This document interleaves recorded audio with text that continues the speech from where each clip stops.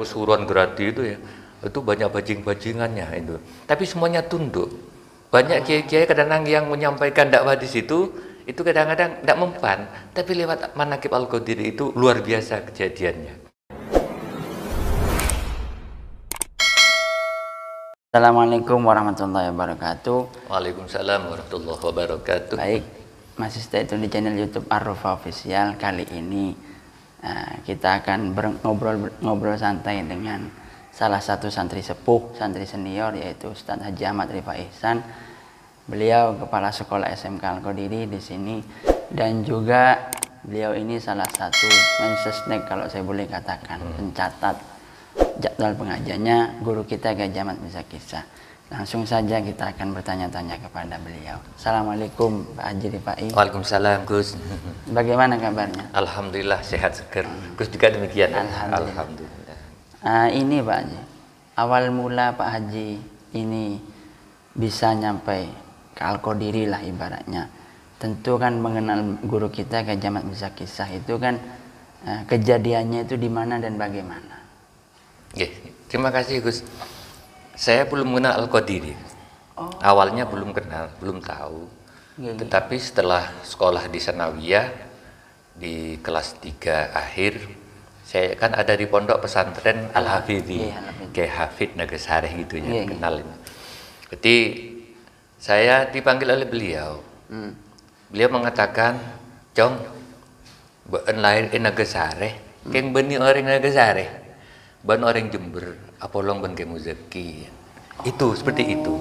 Akhirnya saya lulus, saya matur kepada abah saya, kepada kakek, bahwa saya akan mondok di pondok pesantren Al-Qadiri, Yai Muzaki, seperti itu. Senang, bahagia semuanya keluarga. Langsung saya sekolah PGA, kemudian langsung hari itu juga saya daftar di pengurus pondok pesantren Al-Qadiri. Seperti itu Mas ya. Awal mulanya itu. Ibaratnya. Awal mulanya seperti itu. Kalau ini Pak Haji, terkait jenengan selama membersamai guru kita, utamanya sebagai yang membersamai dalam segi dakwah dan juga pencatat jadwal pengajian, ada mboten salah satu hal kejadian aneh yang tidak bisa dilupakan yang Pak Haji Rifai ini mengalami sendiri? Iya Gus, saya akan selalu bersama beliau. Sejak tahun 88 saya mencatat, mengatur, menyusun jadwal pengajian beliau. Karena tamu Al-Qadiri semakin hari semakin banyak. Kemudian orang yang daftar pengajian Manaqib Al-Qadiri itu juga semakin membludak. Perkembangan Manaqib itu luar biasa, sehingga banyak orang yang punya keinginan mengundang beliau. Saya catat, saya atur. Sampai akhir-akhir ini, 10 tahun terakhir ini, biasanya yang mendaftar itu melampaui kota. Ya, sehingga banyak yang inden. Berarti pesan dulu sampai 1 tahun, 2 tahun, seperti itu sampai. Ini yang saya jaga betul. Kemudian ketika saya mendampingi beliau, terutama pengajian-pengajian yang masih baru di Pesuruan, kemudian di Probolinggo, itu banyak kejadian-kejadian yang luar biasa yang ditampakkan oleh Allah kepada jamaah. Yang mana jamaah itu macam-macam Gusnya. Ada yang bajingan, lagi daerah Pesuruan Gradi itu ya. Itu banyak bajing-bajingannya itu. Tapi semuanya tunduk. Banyak kiai-kiai kadang-kadang yang menyampaikan dakwah di situ itu kadang-kadang tidak mempan, tapi lewat Manaqib Al-Qadiri itu luar biasa kejadiannya. Apa? Ada peristiwa-peristiwa yang aneh, Gus. Itu di jalan-jalan, ketika kiai pengajian di Tunggak Cermi gitu ya, Kecamatan Wonomerto, Probolinggo. Itu itu yang tahun 98 sudah Gus ya. Yang 98 ini saya beri hanya salah satu contoh banyak kejadian-kejadian yang luar biasa yang saya catat. Jadi belum saya keluarkan semuanya karena ini hal-hal yang memang tidak masuk akal. Ketika kami naik mobil beliau, mobilnya masih jelek Gus, masih kijang kecil pendek itu Gus ya. Yang insya Allah dipakai oleh uminya Nyi Elmi, itulah dipakai itu ya, yang awal sih baru itu. Lah itu ketika sampai di Tunggak Cermi, ketika itu dua partai besar itu di Probolinggo, mungkin juga di Jawa Timur itu sama-sama besar bertengkar. Ini kejadian yang aneh. Setelah kita sampai Bulaan itu dihadang oleh beberapa orang sampai 20 orang itu membawa senjata semuanya, Gus. Ada yang celurit, ada yang pentungan, ada yang golok gitu ya. Itu langsung mengucapkan berhenti sambil mengacungkan senjatanya. Kiai waktu itu surbannya ditaruh di Facebook mobil itu ya. Kemudian dibuka kacanya memakai itu, masih bukaan gitu. Assalamualaikum. Abuya bilang begitu. Loh, orang semuanya itu seperti patung, Gus. Begini semuanya. Nah, ketika itu yang nyopir adalah Kiai Haji Ahmad Fadil. Masih pertama masih dia. Itu. Udah, saya lihat ke belakang. Tetap seperti itu. Sama membersamai di belakang berarti. Iya, saya di belakangnya beliau. Berarti orang yang tadi menghardik, membentak-bentak itu setelah Abuya mengucapkan Assalamualaikum, diam semuanya dan seperti patung. Akhirnya Kiai Haji Fadil langsung cari jalan lain itu Gus ya. Nah, saya noleh belakang. Setelah naik ke belakang tetap Gus sampai tenggoran. Dekat saya sudah luar biasa. Nah, kan hanya berempat itu Gus. Haddam satu, kemudian saya, Kiai dan Gus Fadil seperti itu. Kemudian Kiai bilang begitu, "Jong, dalam keadaan kepepet ya, surbanmu yang kamu pakai itu juga bisa jadi senjata." Seperti itu. Nah itu, loh, akhirnya pengajian pulangnya ada kejadian lagi Gus. Di hampir tempat yang sama kira-kira setengah kilo. Ada seorang ansor nih, itu yang awal pengajian itu sepeda motornya itu tidak ada bensinnya. Iya. Kemudian saya turun, kenapa Mas? Habis bensinnya nih, sudah dimiringkan ya. Sudah 3 kali tidak ada sama sekali. Matur kepada Abuya. Saya diberi air aqua itu. Jong, ya sabuk ke tengkina bensin ya. Bilang begitu. Cuman mun bedepom ke bala ya. Dekik kutu ambu mulai bensin ya. Itu. Alhamdulillah setelah itu saya berusaha ya, yang yakin karena sudah perintah guru, saya taruh di tangki sepeda motornya itu. Ternyata setelah di starter kok hidup. Setelah hidup kembali lagi Gus. Kembali lagi, ini yang aneh. Aneh kan ya. Akhirnya besoknya datang ke sini orangnya Gus dengan mertuanya. Dia ketua MWJNU Wonomerto. Itu setelah itu nyampaikan bahwa ia kembali lagi nyusul mertuanya, nyusul istrinya. Setelah itu pulang sampai di Wonoasi di pom bensin macet di situ sudah habis. Berarti sesuai dengan petunjuk Abuya. Berarti hanya segelas air itu ya bisa dipakai wirawiri. Selama tidak ketemu dengan pom atau kios, maka itu mesti bisa digunakan. Sepeda itu. Sepeda itu. Masya Allah, subhanallah. Ini kejadian yang di luar. Kemudian juga ada yang tidak pernah saya lupakan ya sampai sekarang itu terngiang-ngiang. Yang pertama, saya mau berangkat jalan-jalan dengan Abuya di Kaliwates itu. Kiai bilang begini. Tahun berapa itu Pak? Tahunnya? Itu tahun 2002. Yang barisan ya. Tahun 2002. Cong bener di saya berapa Cong gitu. Bilang gitu ya. Andi saya telok seket ibu Kiai. Ini mah yebang ya. Tahun datang berangkat haji ya. Amin dia. Saya mikir-mikir terus. Biayanya saat itu insya Allah 20 juta lebih Gus. Ya, dapat dari mana uang ya? Tapi saya sudah petunjuknya Kiai seperti itu, daunnya beliau begitu, saya yakin berangkat itu ya. Udah, setelah itu saya punya uang 250, saya kayak Buya, doakan Kiai ini saya punya 250 Kiai. Iya, gitu tabung lagi ya. Saya nabung di situ, petugas bank datang Gusnya. Saya langsung dipanggil Abah Gus. Abah ya, jenengan dapat hadiah. Hadiah payung ya? Bukan, tanya gitu ya. Itu di atas itu sepeda motor. Motor pertama Jupiter tahun 2002 itu Gus ya. Itu langsung saya bawa pulang, saya bawa ke Kiai Gus. Kiai Kak Dinto Baro kena tuan ajunan, saya bilang begitu Gus ya. Apa jangan ada hadiah BRI, hadiah tabungan ya. Iya, niat Kiai haji, kenjak jual kade jong ya, tompak kade. Deki mun berangkat tah jual gitu. Alhamdulillah Gus ya, luar biasa doanya Kiai. Sebelum dijual itu saya rezeki luar biasa, datang biwajillah ya tasib tanpa diduga-duga. Sebelum penutupan saya sudah lunas dulu. Ya Allah, itu akhirnya apa? Ada setahun yang lalu minta Iya. sampean haji Jong. Lah iya, tahun ini yang berangkat haji gitu. Akhirnya saya jual, memang sudah saya niatnya haji. Ya buat selamatan, buat ini, buat sangu. Ya enggak banyak lah ya. Mau berangkat lagi, Gus. Saya pamit di depan dalam nyanyi Elmi itu, saya dipanggil Kiai. Jong, mun istiqomah ya.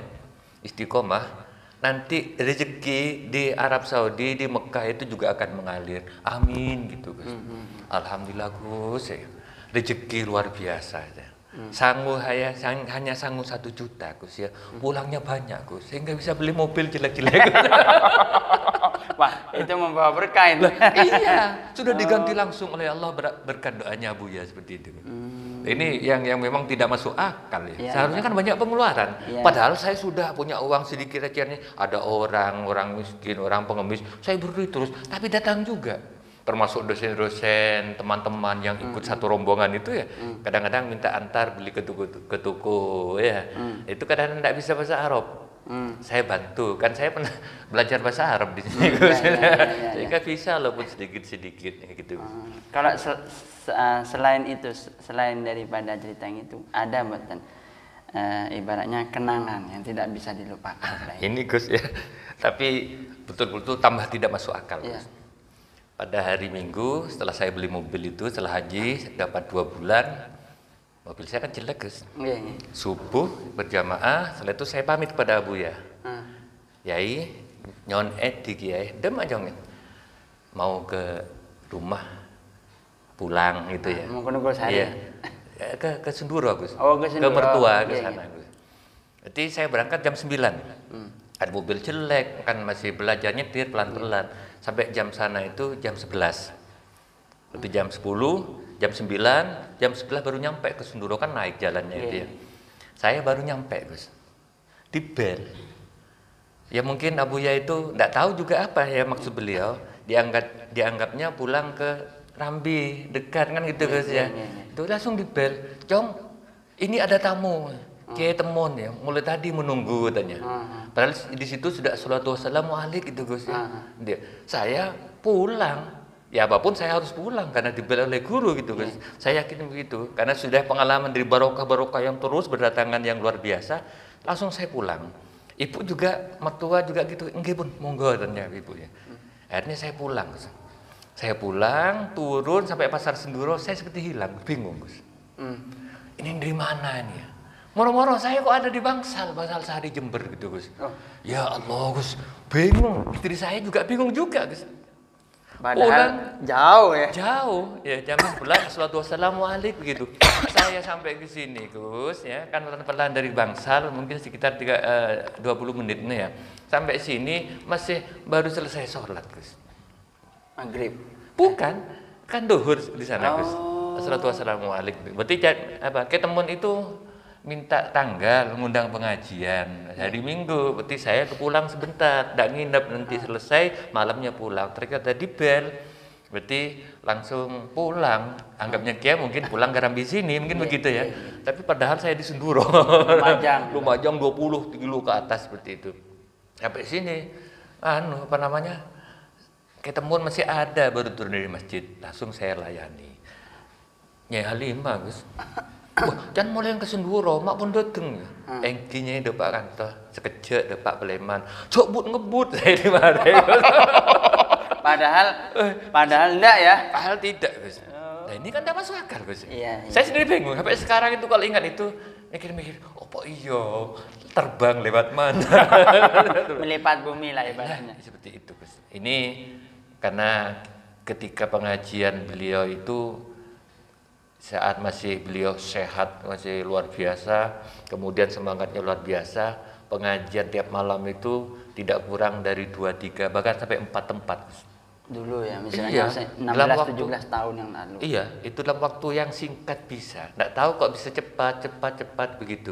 Ini yang luar biasa. Padahal secara akal kalau pengajian itu butuh waktu dari tempat pertama ke tempat kedua itu 1 jam lah, iya, ngisinya. Iya. Padahal ngisinya karena jam 9 ya, jam 12 sudah tuntas semuanya. Dan saya juga pernah nututi lah ibaratnya beliau itu pengajiannya masih 2 tempat, 3 tempat. Iya. Ketika saya masih muda lah ibaratnya. Ya, kemana ikut ya. Itu kan sudah bisa dirasakan sendiri kan, itu luar biasa. Ini Gus, yang memang kejadian-kejadian yang tidak bisa saya lupakan, bahkan kejadian-kejadian yang tidak masuk akal itu banyak saya melihat sendiri. Gus. Salah satunya Pak? Ya, salah satunya ketika pengajian di Puspo, di Desa Jimbaran, di atas gunung. Pasuruan? Iya, Pasuruan. Itu ada mobil rombongan truk yang naik, itu macet Gus, tidak bisa jalan. Mesin hidup, tapi lama-lama juga mati, dihidupkan lagi, hidup, mati lagi. Ternyata setelah dilihat itu tangki olinya habis kering Gus. Kan bahaya kan? Iya. Ya, bisa terbakar ya. Dilihat oleh supirnya, ternyata memang itu memang tidak ada olinya. Akhirnya apa? Sama juga Gus. Oleh Kiai malah diberi 2 gelas. Ya. 2 anak kecil itu guys, yang satu ditaruh di oli, yang satu diciprat-cipratkan ke mesin mobil itu Gus. Kemudian setelah itu dihidupkan Gus. Alhamdulillah hidup sampai ke pengajian Gus. Itu berangkatnya, pulangnya aman Gus. Ini kejadian-kejadian yang memang tidak masuk akal dan itu betul-betul terjadi. Makanya saya tambah yakin. Kalau didikannya Mbak Muzaki yang selama Pak Haji Rifai ini menjadi santri, salah satunya pesan beliau yang diingat sampai sekarang dari Pak Rifai itu apa? Ya, sampai sekarang itu mungkin semuanya akan tahu, Gus. Juga supir-supir juga tahu. Dia itu mengajarkan kepada santri itu supaya tawadhu. Tawadhu, Anda pasor, ojo sombong. Dan anggap semua orang itu adalah baik, yang tidak baik adalah diri sendiri. Sehingga selalu menyampaikan husnuzon kepada orang. Dan ini luar biasa, Kiai cobanya luar biasa Gus. Dari orang-orang yang memang tidak senang pada Kiai. Bahkan juga ada Gus ini malah Gus ya, yang selalu ngebom Kiai di mana-mana. Saya keluar naik mobil ikut beliau, diajak beliau ke Pasar Tanjung, lewat Pasar Tanjung. Kok ada Gus yang ngebom ya, menjelek-jelekan Al-Qadiri, jin macam-macam gitu Gus ya, di podium ya, di pengajian-pengajian. Pada malamnya di Acung gitu ya. Saya tahu sendiri Gus, kebetulan lewat kok pengajian jelek Al-Qadiri. Cuman saya tidak matur pada beliau. Akhirnya apa Gus? Ketika sore-sore itu jalan-jalan ya sambil lihat-lihat tanah yang perlebaran, kemudian lewat Tanjung, kok ada Gus itu yang yang menjelek-jelekan Abuya gitu Gus ya. Oleh Kiai terus yang siapa dong? Itu Gus ya, gitu, ini ya. Kiai kok ambil uang Gus, bendel besar itu uang. Padahal dia mencaci maki, tahu beliau yang mencaci maki. Saya ketun, bilang gini, dong ini berikan pada beliaunya. Kalau sekelas saya dan jenengan insya Allah akhirnya siapa? Iya, saya ambil uangnya Gus, diberikan di jalan raya itu Pasar Tanjung Selatan itu, berikan. Gus ini, oh jenengan Ustaz, engki sering bersera, sering Kiai, kain toh bersalam Kiai, diterima Gus, alhamdulillah diterima. Dapun Kiai ki buru, panjenengan apalagi andik bangunan tak lasare, engki walaupun bertahun-tahun bangunan tak lasare. Oh gitu, saya matur ke Kiai Gus. Ya jong, laku jong, bagi semen 1 sak. Mungkin lain cerita kalau jenengan sama saya. Aduh, saya dicaci maki orang, Bu, itu rekop itu. Kayak tidak oleh diberi uang gitu, Gus. Itu yang aneh itu. Itu yang mungkin sulit ditiru oleh orang seperti kita ini seperti itu. Iya. Oh, berarti sangat ibaratnya sangat loman di saat orang lain mencaci ya, mencaci ibaratnya. Iya, kalau kita kan lomannya kalau orang itu punya jasa ke pada kita. Jasa karena minta balas budi gitu ya, enggak pada siapapun. Makanya orang yang daftar pengajian itu beliau memberi petunjuk pada saya, Cong, pilihlah dulu pertama orang-orang yang melarat yang diterima ya, itu ya. Kenapa? Kiai itu ada pengajian orang melarat, istilah orang Madura itu penanggeman luar biasa. Menerimanya ya Pak? Iya, artinya penerimaannya itu memang luar biasa. Walaupun Kiai kadang-kadang disangoni tidak pas dengan bensinnya, tapi kisah nyumbang esonnya gitu lagi Gus. Yang kedua, kalau ada orang rusak-rusak itu juga dahulukan, kayak bajingan, ya. Termasuk pernah ini di Wono apa itu ya, di Probolinggo gunung ke atas itu Kiai pernah dilewat tempat tayuban Gus. tayupan tuh minum-minum di pinggir jalan. Tidak ada yang lewat memang sudah di kontrak mungkin itu ya. Mungkin sudah lapor kepala desanya bahwa jalan itu mau dipakai. Kiai jadi terobosan tidak ada, jadi lewat situ. Sampai di situ, bajing-bajingan itu, Kiai kana, dilempari semuanya, Gus. Apa namanya itu ya? Kursi-kursi yang tengah jalan itu, Kiai lewat kana. Oh, sudah lari ke Kiai. Beliau yang apa namanya, yang pemabuk itu malah pegang mobilnya Kiai ya. Selamat Kiai, barokah Kiai, gitu. Mendoakan Kiai. Bajingan yang luar biasa seperti itu akhirnya mendoakan Kiai, Gus. Tapi kan juga ada orang yang ustadz kadang menjelekkan Kiai, Gus. Anaknya Kiai, cucunya Kiai dijelek-jelekan. Ada yang seperti itu, Gus. Nah, bajingan ya. Itu memuji Kiai dan mendoakan Kiai, yang mendoakan alhamdulillah, Gus, setelah mabuk dia sadar datang ke sini, namanya Pak Babun salah satunya, Gus. Alhamdulillah Pak jadi jangan lagi puateng, Gus. Akhirnya buat usaha sendiri, tidak mabuk, tidak begal gitu ya. Akhirnya bisa haji, Gus. Subhanallah. Sekarang sudah almarhumnya sudah husnul khotimah seperti itu. Itu yang luar biasa. Kan sulit, Gus. Ya. Kita ada bajingan untuk memberi peringatan, memberi nasihat, itu sulit kan. Malah dimusuhi. Kiai tidak cukup dengan lewat ya, mendoakan Kiai selamat Kiai. Itu luar biasa. Nih. Wah, itu sangat-sangat luar biasa. Mungkin yang terakhir. Oh, iya. Yang terakhir, pesan-pesan Pak Haji Rifai untuk santri alumni dan kaula muda, serta ibaratnya khususnya santri alumni Al-Qadiri, harapannya Pak Haji Rifai ke depannya bagaimana? Pertama, Kiai mudah-mudahan diberi sehat panjang umur. Amin. Ya. Kemudian para zuriahnya, anak cucu semuanya, keluarga beliau mudah-mudahan juga beri sehat dan diberi kekuatan untuk meneruskan mengembangkan pondok pesantren Al-Qadiri. Karena tanaman Al-Qadiri, tanaman Abuya itu luar biasa, bukan hanya di Jember tapi seluruh Indonesia. Ya. Bahkan juga sampai ke luar negeri, sampai ke negeri jiran, Malaysia, Singapura, bahkan ke Suriah, itu sudah ada jamaah manaqib Al-Qadiri, Gus. Dan ini mudah-mudahan beliau sehat panjang umur, keluarga yang adil Al-Qadiri, penerusnya mudah-mudahan ke depan tambah maju gitu, Gus ya. Saya kira begitu, Gus ya. Alumni santri Al-Qadiri dimanapun berada, agar hidup kalian itu barokah, maka selalu nyambung dengan Al-Qadiri, baik secara batin ataupun dohir. Kalau bisa datang ke pondok pesantren Al-Qadiri Tuswan Abuya. Kenapa demikian? Karena Abuya itu selalu mendoakan kepada seluruh alumni di mana saja berada, setiap saat, setiap waktu, tiap pengajian, tiap manaqiban, alumni selalu disebut, dicangking namanya oleh Abuya Kiai Haji Ahmad Muzaki Syah. Siapapun yang cinta maka akan mendapat rahmat barokah dari Allah Subhanahu wa taala. Para pemirsa YouTuber, jangan lupa dukung channel YouTube Ar-Rufa Official dengan like, comment, share, and subscribe. Penjelasan, wah itu penjelasan beliau yang sangat super luar biasa sekali. Pesan-pesannya Kiai Haji Ahmad Muzaki Syah kepada Ustaz Haji Rifai salah satunya yaitu jangan sombong, ibaratnya belajarlah tawaduk dimanapun tempat berada. Dan yang kedua yaitu orang itu kalau membalas ketika disakiti, dibalas dengan menyakiti, itu sudah biasa. Tapi kalau orang itu disakiti membalas dengan kebaikan, itu yang baru luar biasa. Dan itu sudah ada in ahsantum li anfusikum wa in asatum falaha. Kiranya itu saja yang bisa saya sampaikan. Kurang lebihnya saya mohon maaf. Wallahul muwaffiq ila aqwamit thoriq. Wassalamualaikum warahmatullahi wabarakatuh. Waalaikumsalam warahmatullahi wabarakatuh.